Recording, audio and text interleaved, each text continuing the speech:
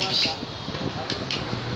Babindo Balobi, numéro 1 na musique ya Congo, Azate, pour bango tout mutu moko te, Azana 10 disques d'or. Gims. 10. Gims. Nathalie Bill Clinton émission. Spawn Macintosh. Moi, il m'énerve.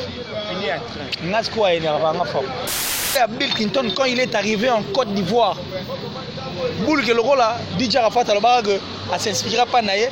Il y a qui est à la place DJ Rafat à Sarak. Il a idée qu'il va vraiment Hollandais.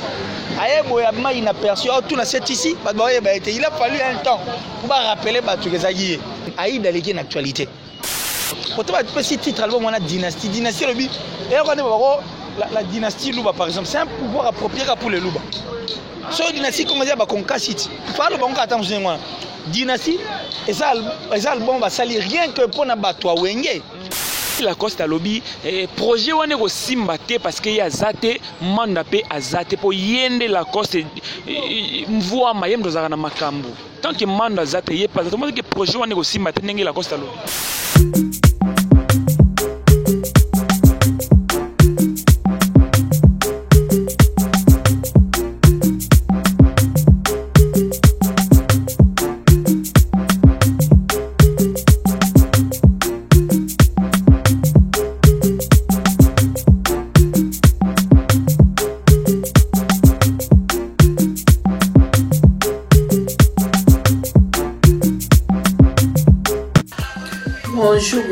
Bonjour. Ils ont la bonne Natacha Paradis officiel lié au London City. Balobi pour s'abonner belé. Ana Natacha Paradis officiel. Bozo ma finate. Awa, toza pour nous soutenir tous les musiciens. Ou ba ça na bango bien. Yo koni fois tu finira ba musicien tika. Soutenir ba musicien son ndenge moko. Na bonde libino échanger bien l'outil. So boyo kite Italie bina. Awa na Natacha Paradis officiel bozo Arsène na yoka biso makamotifi les apesheni nanga bozo Yannick kuna ausa musana ina ndenge sengena ndenge batangeli yango Yannick Arsène bosala musala obola sape otangela ki yango bozala ndenge monte na bakoni fuati kofinga ebakisana ngelo kote longola rien. Bisous. Le temps des sacrifices. Balobi Keba na Yiki Bazoka. Fondation Charles Chikenda. Monsieur Beton. Le maître de vos Nibalabala Kelly Bonner. Akiwa. Basta Badou Petit. Il fait Congolo armes silencieuses. Zabakina. Zabachalise. Deux fois.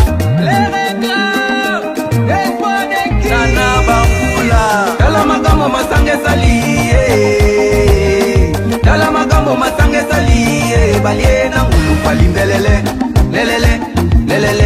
lelele masamba lelele. Vous êtes en train de vous divertir à travers votre émission préférée qui livre, mesdames et messieurs.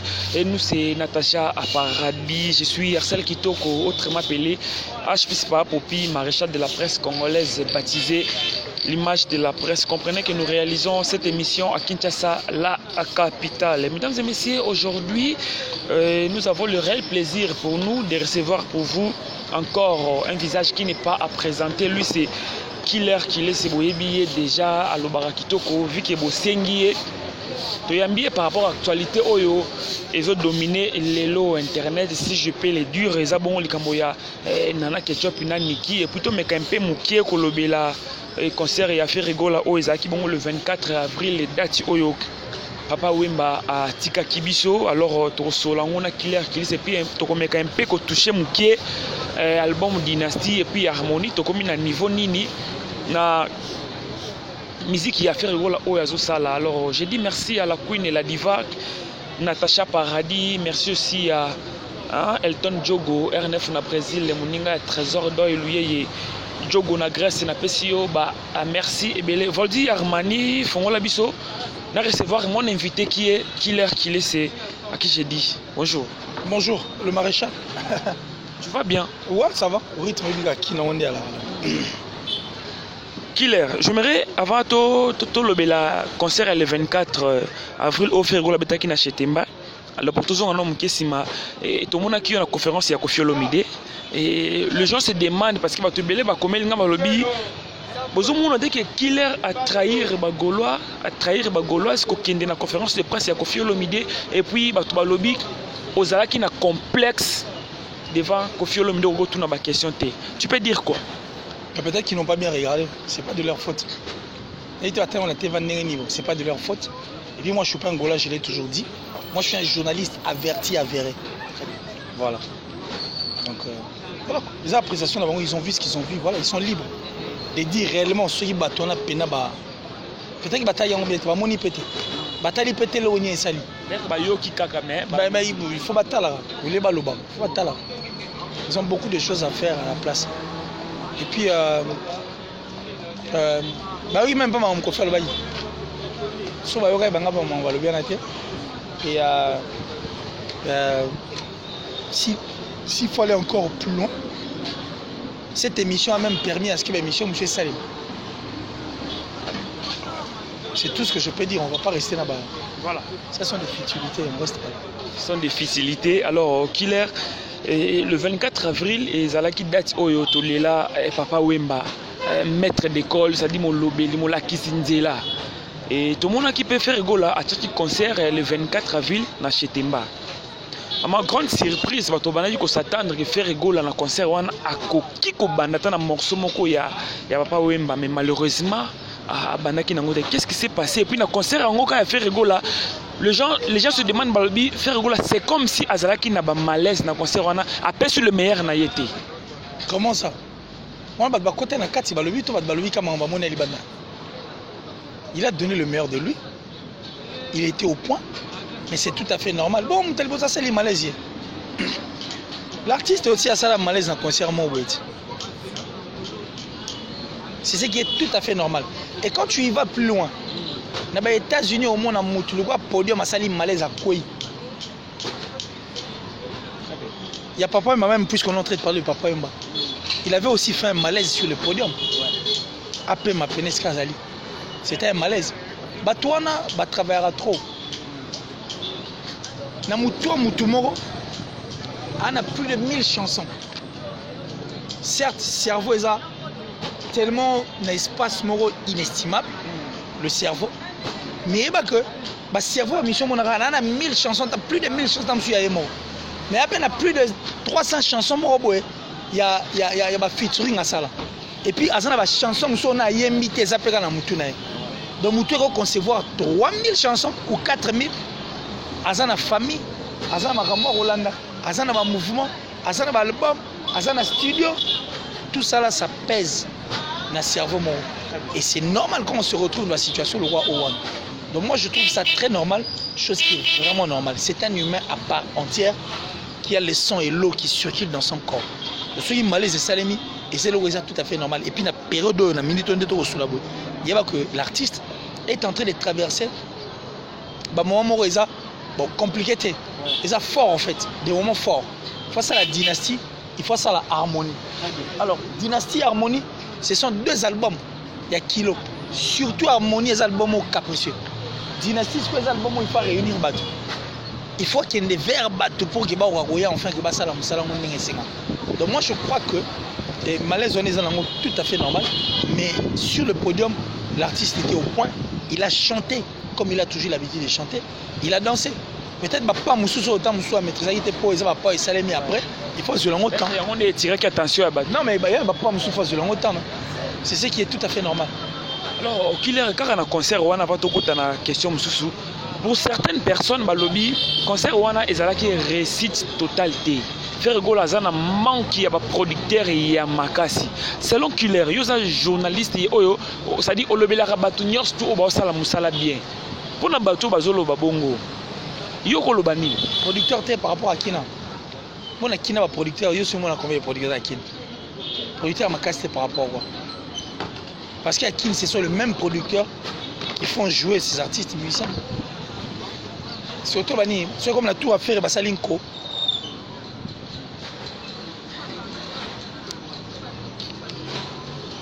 Mais qui ne va producteur balara? Et ça, quand médecin a besoin de médecin, on balara, on connaît pas produire, ce sont les mêmes personnes en fait qui reviennent pour produire nos artistes. Mais n'oublie pas que le concert il y a le 7 novembre. Au Ferrego la Obeta.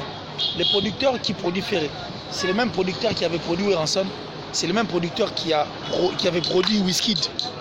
Le festival né à Starboy à Autobet.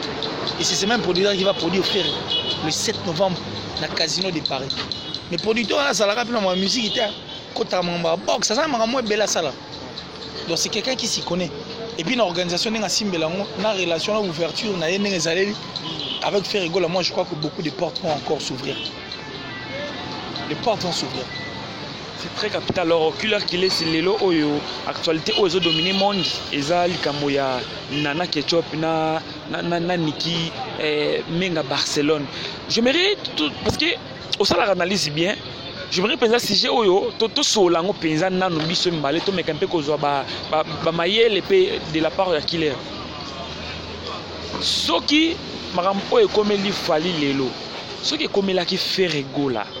Je ne sais pas, Killer, on a qui bozala au milieu du village, to bolinga qui peut bofinga niki nenge batumsusu bazofinga. Apparemment, il est situé en placement. Moi, je suis un journaliste averti, avéré. Je connais qu'est-ce que la valeur d'une famille. Je connais qu'est-ce que la valeur des enfants. Les enfants sont une bénédiction. Alors, les enfants sont très innocents. Vous comprenez? Alors moi je n'aime pas venir parler sur Babilo Goïza plus très dans la famille parce que même Dieu ne sera pas content. Donc là je suis vraiment très mal barré, très mal placé. Très mal barré, mais ils ont sous privé t'es comme déjà populaire parce que Bimine est internet. Je ne veux pas ajouter encore une autre pierre. Donc je ne veux pas encore ajouter autre chose là-dessus. Il faut détruire famille à Moutoumou, il faut détruire vie à Banamor. Non, ça je ne peux pas. Parce que nous tous nous étions enfants, vous comprenez? Et puis tout ça pour nous quoi banat. Comment? Voilà. Toi, papa Koulou, toi, bana, toi, papa Lekiabana. Donc je suis très mal barré, très mal placé. Et c'est un terrain très glissant que je ne peux pas. Puis on a côté Maramamoutoumoroté du genre. À ça la honte. Ça la honte. Aux appels à conseil à Kolobana, na bango nyos en général, pour ne pas citer Bakomo na bango. Mais je l'ai dit tout à l'heure. J'ai dit que les enfants sont une bénédiction. Ce sont des innocents au fait, bana. Comprendre? Bana timba le barabobo tabango. Et ça va consentement à papa, maman et ça la riba na baya. Alors puisqu'ils sont des innocents, il faut pas mériter quand même base en la présomption et puis il faut pas innocence normalement il fait prôner quoi. Il faut vraiment prôner. Si nous sommes parents réellement, il faut leur mettre en dehors de tout ça. Voilà. C'est qui les parents? Mais je le suis, je t'ai dit que naza papa kulutu, naza noko, naza papa, naza non. Ça dit je suis tout. Je suis tout. Non mais je t'ai dit que je suis tout. Ah, tu peux être tout mais je joue un grand rôle, je joue un grand rôle. Imagine que dans ma famille, moi dans mon bali, il y a mon kolongai. Nana balek ya basi. Nana balek ya mibali. Et j'ai ma grande sœur. Donc c'est que na assumera ma fonction belle. Voilà, très bien. Qui est ton monaki? J'ai une grande famille. La famille est large aussi également. J'ai des petits frères, des frères, des grands frères, des sœurs, des petites sœurs. Au baboti boti. J'aimerais avoir tout le clan Wenge en général parce que dans mon qui fait rigola na Belgique et azala qui na Ranfine Tumba et puis dans mon qui ba collègue na yé on va travailler na bango na Wenge musique à maison mère ba JDT tout ça to kotanga ba komuna bango. J'aimerais d'abord savoir une chose. Biso to na média to kuta ba Killer to tala bino. Peut-être histoire ya Wenge yoko za na maîtrise nango kengai. Blaise Boula. Pas forcément. Ouais. Pas forcément. Mais moi je reconnais ça. Mais justement pas forcément. Naro ça la bien mon até va confrère muso mon banda avant moi maïle golega. Au ça la mission bien golega. Peut-être pour y avoir une investigation. Tant monsieur ça l'investigation pas forcément. C'est un monde de complémentarité mutalaraton, c'est complète quoi. Tu comprends ce que je veux dire? Donc il y a beaucoup de gens que moi je regarde au talent oh mais comment il y a mais sur Nathalie Arcel bonato. Mais Nathalie Arcel à ça on a dit. Tu comprends ce que je veux dire? Donc voilà quoi. Donc moi je crois que c'est pas forcément qu'il faut n'ayez histoire à Wenge non. Yo goye wango pe koleka ngai. Tu comme tu me sois goye wango koleka ngai pe na go tu vois donc c'est comme ça. Nathalie Blaise Boula. À lobby Bon, je ne sais pas, parce que il y a lobby et ça vrai. Qu'il a vraie réponse, il y a Maramna Tunayo. Blaise Boula lobby, faire rigolo à Betana Wenge 4x4 T. Par contre, on a faire rigolo à Betana Wenge 4x4 pour preuve, papa Wemba Azala témoin. Oh, Blaise Boula lobby, c'est vrai, faire rigolo à Betana Wenge 4x4 T. Bon, peut-être que Blaise Boula ne voyait pas en fait. Peut-être qu'il n'était pas en train de voir. Peut-être qu'il n'était pas en train de voir. Mais moi, je suivis Papa Chéri El Salvatore de la patrie à Motopamba. Le président du groupe Wenge, BCBG, 4x4, tout terrain, les anges adorables. Je l'ai vu dans une émission d'une dame là, reconnaître que Ferrego la bêta au sein de cet orchestre. Ce qu'on a JB, na Blaise Boula, tu es au Ghana. JB. Donc à bêta kuna, il n'y a même pas resté là. Continuer à... Parce que JB ça cata déjà Marambo. Et puis Abik et jour on a fait rigolo à montrer combien il était fort, combien il était talentueux parce que Kalou Djagui a suspension. Vous comprenez? Kalou Djagui était suspendu. Et Ferré à ça l'animation. C'est le jour avec compris. C'était pas Ouera, c'était Ferré. C'est Ferré rigolo à ça l'animation. Et c'est ce jour-là que JB a compris que lui c'est un talentueux. Il a de l'avenir. Papa Chéri Moutalbaï, on a Papa Chéri, on a Blaise Boula. Il a fait partie. Qu'il est retourné faire rigolo en Belgique, na zongi sumkesima. Asangi c'est ma collègue na Wenge, bazala qui ensemble là ba JDT, otomona yo otomoni wana bango tout. Ambiance wana. Et puis tu vois mon conférence de presse il a fait rigolo. Ambiance au eleka ki wana. Personnellement et ça là qui on ningini. Non mais j'étais très content hein. C'est-à-dire la plupart bateaux ba yo les bateaux ba nego ko espérer té ou bateau belé ba espérer qui té ba roya. Les gens pensaient peut-être que Monto ils a passé à vue tala boye. Mais les gens étaient surpris de voir il y a Jacqueline Toumba JDT. Les gens étaient très surpris de voir Céléo Scram, Mr Poutine. Vous comprenez? Les gens étaient surpris de voir Emile Alias. Les gens étaient surpris de voir grand prêtre Fou Wandinga, Serge Mabial. C'est-à-dire il faut surprendre qu'à battre. Et puis l'ambiance, il fallait Zakaï Leng.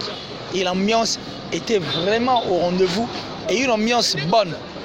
Et ça même biso déjà l'image de ce que sera l'album Dynastie. Toyoki ngana yo nzembo wana o bazaki ensemble dans tout. Sur 10, on peut s'en dire combien? Poto yoki. Non mais on ne saura pas donner de pourcentage dans l'album moi là. Dans nzembo wana plutôt, il faut faire très attention parce que c'est une chanson qui n'est pas finie. Et ça nzembo ils en a studio ba voyer mango progressivement. Mais déjà bangonon sur le plan chambre on sait qu'ils sont forts. Tu comprends ce que je veux dire? Donc ça dit déjà na charo merati. Pour Adjan na bebisa mungongo na eti. Babindo ba bebisa mungongo de Bill Clinton ku tini lo magapi anga kanda me. Mungongo neza nanu. C'est le scam que nous parlons pas. Emile Alias Kolobate, Serge Mabia la Romera Route. Il y a Jackie n'en parle même pas. Faire rigolo la route, les monstres. Vous comprenez? Dans le bango tout le même si on a zaté, toi Simba guitare, le bête na simana. Ce sont vraiment des zombies. Ce sont des monstres. Vous comprenez? Donc moi je crois que déjà que tu en as avantage il y a des ampanzi na bango mais toi c'est la squale bon mais si là-bas mais si la peine tout arrangement marambo tout quand bon tu sur le marché de toi est-ce qu'on peut juger mais en leur entendre chanter non ils sont forts. Mais killer qui la costa lobby projet wane ko simba te parce que ya zate manda pe azate po yende la costa mvua mayem dozaka na makambo tant que manda zate ye pas autrement que projet wane ko simba te ndenge la costa lobbyaki bu sample ba kuta zalate bon salani bo le marqué azala kuna faut poser une question. Patrick montre un son baluga libanga fo lugango Patrick montre voilà libanga balugango parce qu'il faut tout naé na les marqués ti ba yemba banze mona ça la succès ba école ya zala ki bui sampi pa kuta longwaka azalate échangeani parce que c'est l'occasion d'insister le bifo il y a la costa na laquelle elle est yemba à laquelle elle est la costa yemba et ça c'est quoi? Parce que RCL Yazolo va que non présence na parce que c'est un pacificateur. Il veut seulement qu'il y ait une paix. Là où il y a la famille, il faut paix là. Parce que Tobo ça n'a été fait rigoler na bango tuni bazana alo li kondi à famille. Comprendre? C'était le chef d'orchestre. Alo li kondi à famille. Et la minute on est sur la boue. on sait que parmi les artistes musiciens, on a peine à succès. Il fait partie. Alors en étant chef, on dit que le pouvoir implique la responsabilité. Peut-être, c'est de là où la cause a télé, que le pouvoir résout impliquer la responsabilité. Un responsable, et le roi moi à Bébisio, au Catalibo, au Bois, tam souci à la cause, il y a Célio et moi. Ce n'est pas un problème. Est-ce que c'est le lobby à Zomona Mutaroye Manaï Kunate? Nabato Basanga na Bangu Mutaroye Manaï Kunazate, à Zomona Mutaroye Manaï. Bon, peut-être qu'il y a un challenge. Il y a des défis. Alors, on va faire des défis. Et ça peut être bien parce que Célio maîtrise bien le monde de la musique en Europe, le game. Surtout, il est dans. Il va bouger. Donc, peut-être qu'il a fait ça pour ça. Ce n'est pas un problème. Moi, je crois que nous attendons l'album. Toyo, réellement, Célio n'est pas. Et on les gagne. Mais na début c'est la costa banako balikamo ya bureau faire rola qui na bureau. Na ibité si aussi mon bureau à mon bureau ici à mon sala ouais. Bureau ça. À tout mon nom. Batuka et que ça na batu ba compliqué bureau ça. OK. Très bien. Alors tout thème pesant na terrain on a te qu'il faut tout évoluer. J'aimerais savoir une chose. Selon Killer Kilis, na ba musicien congolais. Nani au mon magasin numéro 1. Ah mais makambo to les gars déjà tout le bango trop. Tout le bango trop si to les gars. Parce que sous question mo weza wana. Nazo un point de vue na yo. Donc nenge yo so moni Gims. Ba misi na biso awa na oloba awa. Gims a mis il a un passeport congolais. C'est un congolais. Abeta ah. Bon harmonie. On parle ba rumbiste d'abord. Mais la musique à Gims rumbe à la radio. Neti ça paie comme jamais c'est notre musique. Ceux qui bellent au rumba na kati et puis banze me belé babeta ka musique na biso les disques de mon père oh Youssoufa yemba rumba pe na kati auto beta chambre ko film de Youssoufa Miko si c'est vrai bon mais ça la esa musique banane ya biso za rumba Gims numéro 1 est-ce qu'on posait sous question non pour un passeport congolais c'est un congolais jusqu'à la preuve du contraire et puis il habite l'Afrique bon to longola na longola sko Gims bon to longola mutute c'est un congolais auto beta nzemba yolo bon to lo ba Gims, la chanson, le titre c'est Yolo. Casse à Congolais. Il y a des artistes, non, il y a des artistes qui vivent ici mais qui n'ont pas de passeport d'ici. Baptiste, on va vendre un apôtre, on va rendre des copains. Pour une fois, Gims Congolais. C'est notre numéro 1, on reste là. Sous question de nous poser sur vous. Yolobi, Gims.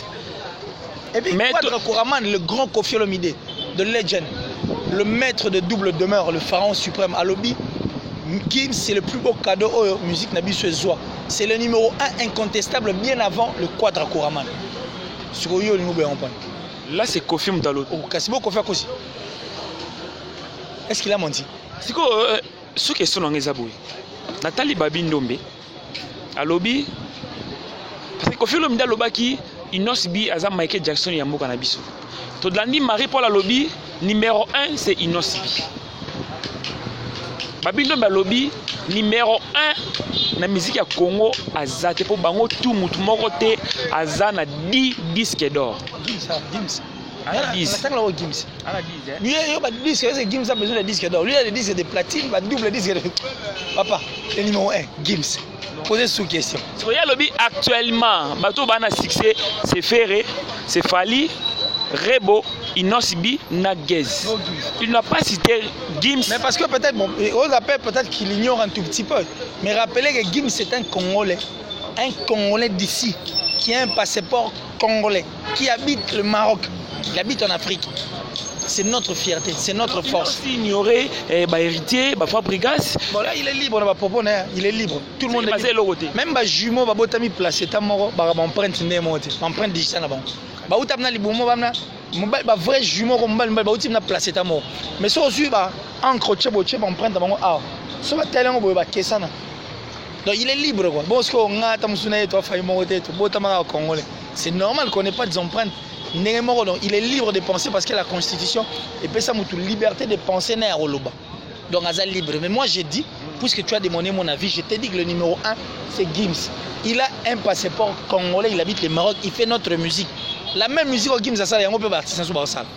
Bato Gims Sasa, mon featuring. Batnabi Sopéa, Bassala, mon featuring. Et ça, la musique, m'a échangé. Très bien. Voilà. Donc c'est notre numéro 1 incontestable, bien avant Grand Mopao. On a confisqué le tabac. Et bon, manga fort. Ouais, Kofi Mgalou. Quadre. Tara Quadre. De Legend. C'est la légende. Yo. On dit on y est à moi. On a difficulté. Ah, shit. C'est quoi tout ça on a maman tali wenge. Toi toujours na bana wenge parce que question on va qui na ko tout na ba invité na nyosto na ko ya malelo. Alandi. Ouais, il faut la tout na payer dans un point de vue, pas mutu tout après ça à vie na e. Nathalie Bill Clinton émission. Spawn Macintosh. Ngapi anga kandevi. Moi il m'énerve. Ngasko a énervé anga fort. Est-ce que asila toi zalika na actualité? C'est une actualité ça Aïda les une actualité. Aïda. Jeune mo utami golo bobo. Ala ta coupé mon nene boina boa kasemo ba ça comédie fort. L'équipe Bill l'actualité. Oui. Bill n'a pas d'actualité. Récemment, tout le monde n'avait pas fait l'actualité zongi. C'est ce que beaucoup de gens confondent. Et c'est ce problème qui a maintenant joué à Bill Clinton quand il est arrivé en Côte d'Ivoire. Boule que le rôle là, DJ Arafat à ne s'inspirera pas naïe. Il y a qui est à la place DJ Arafat à Saka Kida. Il dit que va Ivoirien va Hollandais. Aïe, boyama inaperçu. Tout na c'est ici. Il a fallu un temps pour rappeler tous les aguillés. C'est comme ça que nos artistes vivent. Il fait l'erreur, toi. Mais oui, mais ils ne vivent pas dans la réalité. Lui, il est encore dans le passé. Passé cause à la réalité peut faire ça. C'est ça le comble avec Bill. Je te dis qu'Aïda, actuellement sur l'internet, a une visibilité plus que Bill Clinton. Même Bobo Autoyara Mikolo. John Mouna aussi peut que Azana visibilité qu'on les appelle JB Pian. Nani? Aïda. Non mais JB, il y a autre fan de Betty Mamba, il y a Betty Mamba, il y a Nazar. Tu es au côté ici, gars. Tu es au côté JB parce que JB est omniprésent. Papa, les lois tout à Nazar. Mais il y a quand même ça. Actuellement, Moutou Azana. Toi solade, toi solade, Nazar, Ayekin. Toujours. Papa Chéri ne quitte jamais sur la scène. Il venait de livrer un concert à $200. Il faut arrêter, papa. Ma question est simple. Mais je t'ai répondu. Il n'a pas le niveau de JB. Je t'ai dit actuellement, Bill n'a pas d'actualité. Donc, Aïda a un niveau, il y a Bill. Mais allez, quelle actualité? Pour lui, vérité, tes points. Mais quand tu parles de l'actualité, tu voulais dire quoi par là? Explique-toi. Je parle d'Aïda plus que Bill Clinton. Il y a le bel Bill pour mon affaire et puis pour ça, la dynastie. Soit dynastie, on va être raisonné en quoi? Il y a depuis un an, il y a sur la Bill. Ça, non, ça, sérieux. 2020, il est là. Tu as parlé de Bill combien de fois? Toi? Bill, comment on va poser la question? Mais tu as parlé. Le bas, la vérité, si tu pries. Depuis 2020, Banditi 2021, tu as parlé de Bill Clinton quel jour? Et sincèrement, je ne vais pas parler. Mais voilà, parce qu'il n'a pas d'actualité. Je ne vais pas aussi parler de JB. Non, mais parce toi. qu'il n'a pas l'actualité. Il n'y a pas de problème. Je ne sais pas c'est quel terrain où tu veux m'amener. Moi, toutes les émissions que je regarde sur Internet, je vois JB Mpela. Mais je n'ai jamais vu Bill Clinton. Là où tout le monde a Bill à peine. Là où on a Bill, avant de le il y a nani wana na mona Bill a salinze mon bang et profiter après lui moi après on a sous Bill tant on m'a fait réa ya dynastie mais à part ça je peux être la seule personne qui parle de Bill Clinton internet nga pour nga na linga Bill makasi m'énerve pour nous na silité il est encore il peut faire beaucoup. Alors j'aimerais tout expliciter toi et puis faire comprendre d'abord l'actualité. Quand tu parles de l'actualité, parce qu'il y a une actualité. Il y a un concert à faire. On a parlé de. Mais tout c'est de l'actualité. Alors qu'est-ce que JB a fait pour nous en actualité? Il n'y a pas l'album. Il vient de livrer. Toi, tu penses que pour être de l'actualité, il faut toujours avoir un album? Faire quelque chose. C'est Léo, tu parles de. C'est le seul animateur. Le seul animateur. Il y a République moitié du Congo. Un album, tu vas être à l'édition et puis Internet va être à Maramne. Tu le sais? Léo n'a pas d'album, mais ça va featuring Ezobeta. Il a fait featuring avec JDT. Tolaniango, c'est bon. Non, mais soyons raisonnables, non? Mais c'est récemment, non? Tu le fais exprès ou quoi? Si tu le fais exprès, je suis désolé, n'habite sur 100 francs. Non, je ne fais pas ça exprès. Mais papa, entre nous soit dit, c'est Léo Scram. Avant Benzemo Zobetelanga Lisolo, on ne parle que de Céléo Tilé. Au moment où on parle de Céléo, mais il n'a pas d'album. À son actualité, il sait quoi faire pour rester dans l'actualité. L'actualité, c'est pourquoi il s'appelle Aquaman. Mais ce n'est pas le cas avec Bill Clinton, tu dois l'aider, il n'a pas d'actualité. Je suis la seule personne d'Internet qui a Bill Clinton. Bino tout bolobeli pour mon la dynastie. Toi-même, tu viens de la vouer depuis 2020-2021. Bien sûr. Mais voilà, il y a un mot que je veux aider tes points. Aïda, il y a une actualité. na bobo na moni mikolo jomo azako kisengi na bangisi yo azala succès koleka ye en actualité koleka ye faut pas lui cacher la vérité. Bill Clinton n'a pas encore vieilli, il n'a pas 50 ans. Il a encore l'énergie, il a la force, il peut encore faire beaucoup. Mais il a des œuvres. Non mais les œuvres a passé à Wenge musique à maison mère. Il faut l'aider. Certes, il a eu un album où il a succès, mais après cet album, il n'y a plus rien quoi. Vous devez l'aider. Bill peut encore donner, faire beaucoup parce que tant que Betinze Moboa, au moins j'ai dit Jarafat, tout ça, Bill a eu un beau tout mais Tipo il est fait exprès ou quoi? Il faut l'aider, il doit revenir. Et pour revenir, il faut étudier le game Nenezoken. Soit attendre game, on comprend qu'il faut ça pour qu'il puisse musique. Ne le détruisez pas. Bill Clinton, c'est une force. Il a encore l'âge, il peut faire beaucoup. Sauf Kofi à 64 ans est encore fort. Mais Bill Clinton qui est encore jeune, arrose la tête. Arrêtez de les détruire. Arrêtez de les détruire. Merci papa. Arrêtez de les détruire. Donc Bill n'a pas d'actualité. Il n'est pas là. Aïd a une actualité. Alors, théâtre internet, il actualité parce que chaque jour sur internet, il y a au monde. Mais Bill, il y a des bêtises. Il y a des gens qui souhaité faire bon anniversaire. Et puis, pour tuer la dynastie, à part. Pourquoi vous voulez tuer les artistes musiciens? Le Djalé Loana, il y a un commissaire qui a été enterré au Maroc, caméra cachée, 8 personnes. C'est le Djalé Loana. Il faut être. Mieux vaut rougir les yeux de son frère par la vérité que de le crever par les mensonges. C'est simple mon frère, pourquoi il faut compliquer les affaires? En plus de 35 minutes, on se dit non. D'abord, tout le dossier à Bill Killer. Il y a déjà depuis 2020-2021, le Bill a été composé. Oui, je m'aimerais. Je ne disconviens pas. Bill Nayo, je ne disconviens pas. On est là qui, ça dit, moi, je ne disconviens pas. Tu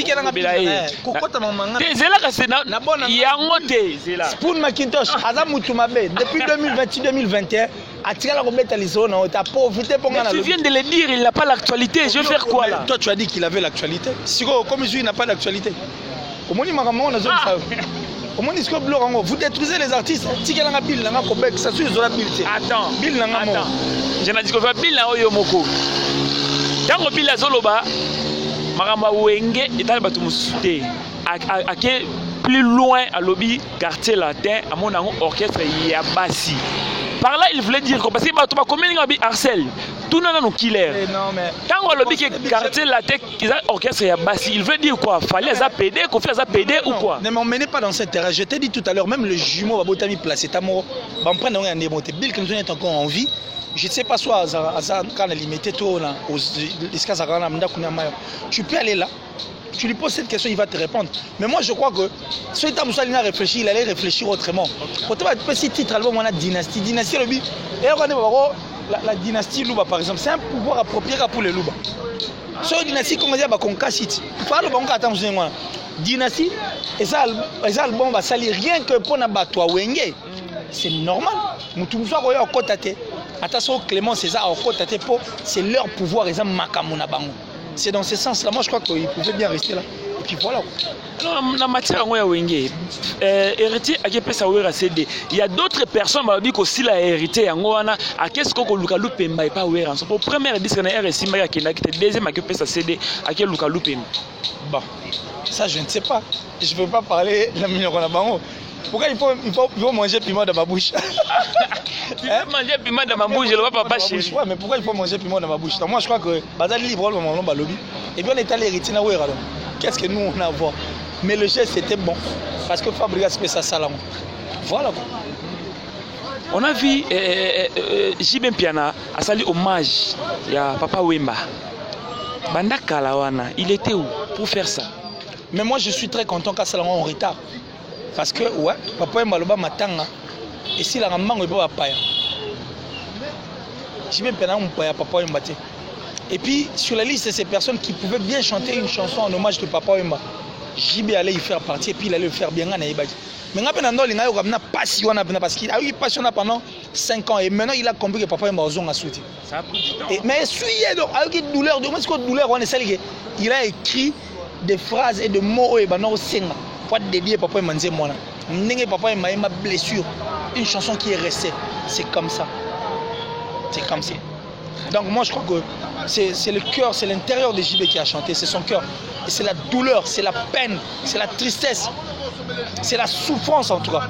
En parlant de souffrance, de tristesse, si j'ai une bonne mémoire, et JB Piana a même papa Joski, na Bercy si je me trompe pas, en 2001, 2000, je ne sais pas. Mais qu'est-ce qui a fait na deuil à papa Joski, ba grand l'hôtel qui Kofi, JB, Ferré, Fali, bazala qui présenté. Biso tout le monde a mangé la nez na biso. Bon, bande ko bali misato ke non na boy. So net JB, Ferré na ba totangi ba yagi. Tu penses que papa Joski a ngala muka? Non. Il n'est pas l'appel comme on peut bien. Donc on arrête. Tout le monde attend monsieur Agui présent en Ndé Moussous. Monsieur Agui présent en Ndé Moussous. Voilà. Il ne faut pas qu'on. Ça va encore susciter beaucoup de choses. Et puis ça la faute. Il y a d'autres personnes qui sont artistes qui ont beaucoup plus. Là, tu ne peux pas me contredire. Depuis la moitié du Congo, ils aiment le mort qui est vivant. Ce n'est pas le cas avec moi.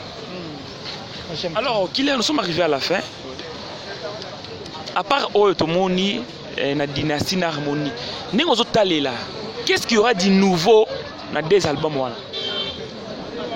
Non mais déjà on va vivre une première expérience de Ferrego dans l'album Moïse Autobing a ouvert au monde.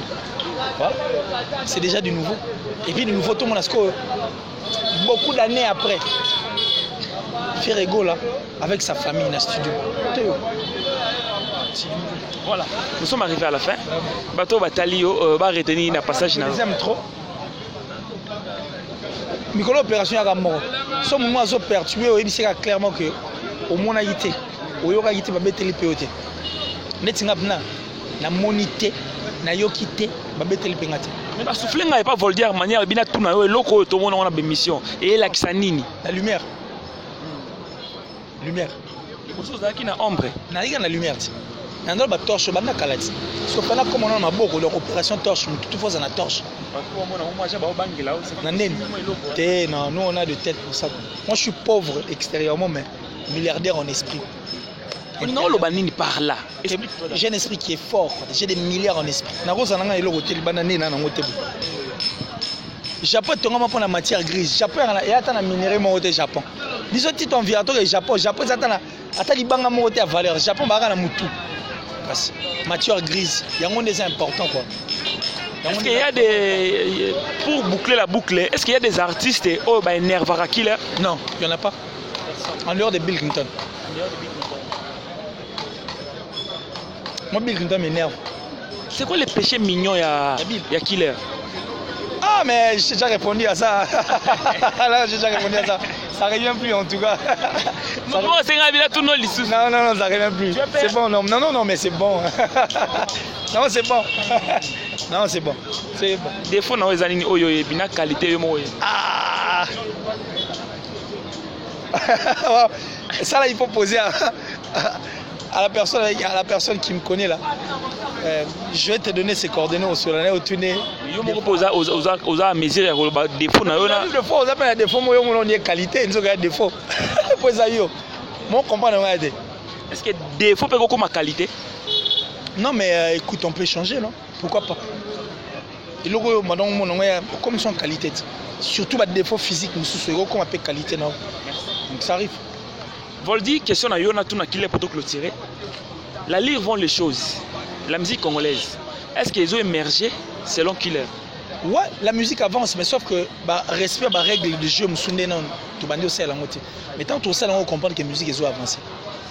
La musique avance. Ils ont avancé. Donc, ils ont respect la règle du jeu. C'est ce qui est très important. Alors, si vous avez contacté Killer, il y a plus 243 89 526 54 54 plus 243 89 526 54 54. Donc voilà. 2-3 personnes bataillon. En tout cas, papa Joe Lili Atala, le patron de Translation 7, tout au balingi ça c'est la traduction mikanda na bango. Translation 7 est en Angleterre, en tout cas placement fiable, le plus viable, merci. La Tichou la plus suspecte et la plus discrète en tout cas. Et la France, on a la sponsor officielle de Killer TV. En tout cas, merci pour tout. Jean-Paul Binda Mastaki, plus rapide que le vent, plus fort que toutes les vagues des océans, toujours plus beau. Gianni Sitanchunga pour Tubanga Mouchuri de Suisse-Irlande, le gourou du temps plein. André Malou Del Piro à venir, l'amour en chair et en os, Alain Bila de tout le temps, Mkonzamia. Et j'ai dit merci à la top modèle, la plus sexy, la plus belle de sa ville. Et maman Julien Diabobissemi depuis les États-Unis, Blanchard et tous, Papi Sapo, le chef de ville, parce que tout Balinga Akile, si je les aime infiniment. Va s'abonner à Natacha Paradis. Va s'abonner à Natacha Gola. Et puis n'oubliez pas de vous abonner sur Natacha Paradis. Natacha Paradis. Ah, échanger. Ah bon? Non. Donc, on Natacha Paradis.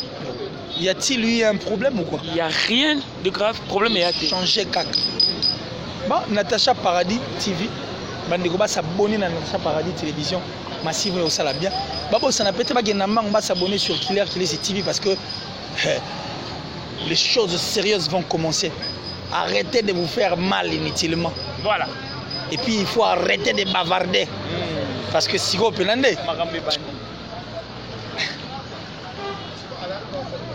Voilà, merci beaucoup. Nous sommes arrivés à la fin. Merci à Killer pour l'opportunité au PCBiso. Merci à la Queen et la Diva, Natacha Paradis. Merci aussi à Igo Boss. Merci à Maman Azie à Londres, Maman de Igo Boss. Merci à Chada Polé chez moi, Namsala Ferregola. Merci à Madi Wembo Béton. Merci aussi à Toussaint Bumba Lissoy. Merci à Nikayenga, la monnaie invisible. Merci aussi à Elton Djogo, R9 na Brésil, Moninga Trésor d'Oy Louye.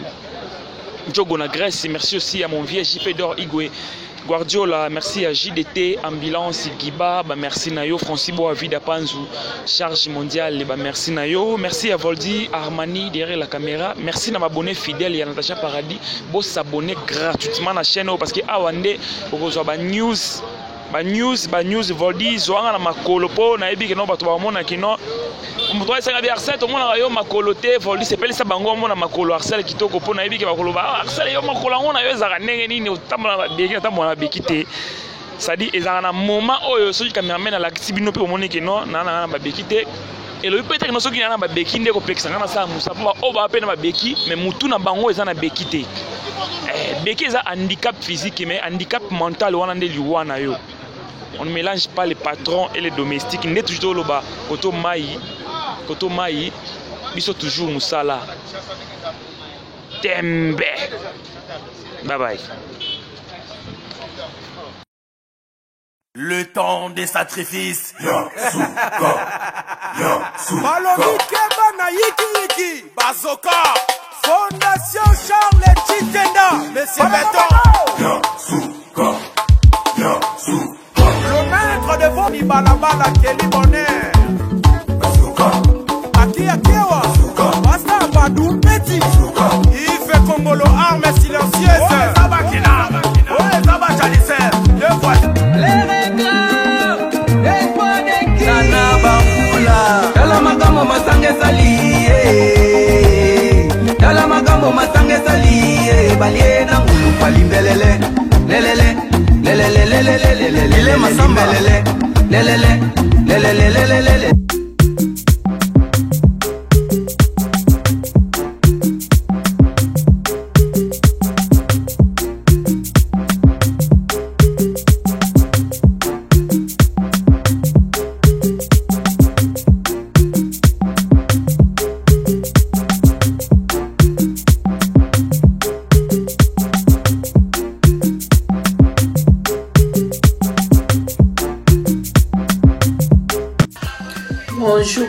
Bonjour.